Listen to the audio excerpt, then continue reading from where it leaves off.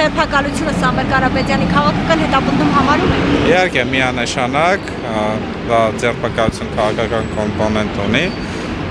քանի որ իր ձերբակալությունից առաջ իր հայտարարությունը հենց դրա մասին է փաստում, որ այս իշխանությունները հակառակը արեցին, փորձելով ճնշում գործադրելով, որ